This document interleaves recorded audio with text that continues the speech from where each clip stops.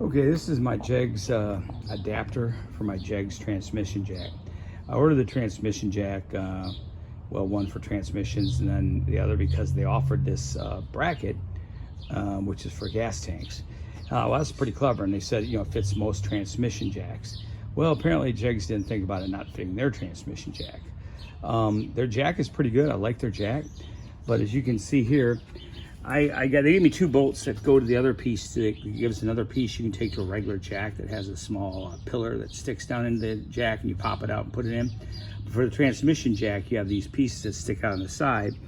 And I'm gonna have to stop this video, put it together so I can show you what we had to do to fix this to make it work and show you how off the bolt holes were. I don't know what the Chinese did these slots for originally. I was going to put more holes here, I decided not to. But they did a crappy job because it doesn't fit this jack at all. So JEGs and the manufacturer didn't really do a very good job of checking that out. I like JEGs products, but this was kind of a no-go on this one.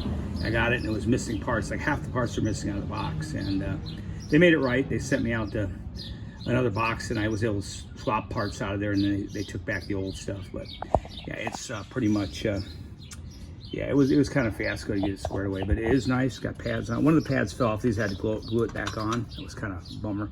I have adhesive for the side of car moldings and stuff. I just glued it back on there. But all in all, it's decent quality. I like it, and I do like the jack. But let me go ahead and show you what I had to do. Let me pause this and start another video. Okay, so here's the jack.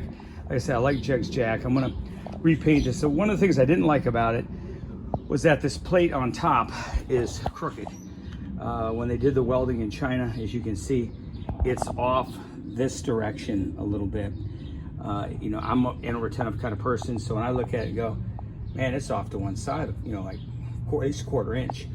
And that irritated me a little bit, but all in all, you know, the jack is good. It worked. I held up 500 pounds testing it. Haven't used it on transmission yet, but it worked good. But here, what I'm going to show you is these are the holes they put in for, they're drilled and tapped on all four corners for the brackets that I have back there that go on to hold the transmission on. Well, there's no way this bracket would fit on there. No matter whichever way you turned it, it wouldn't even come close to fitting these holes.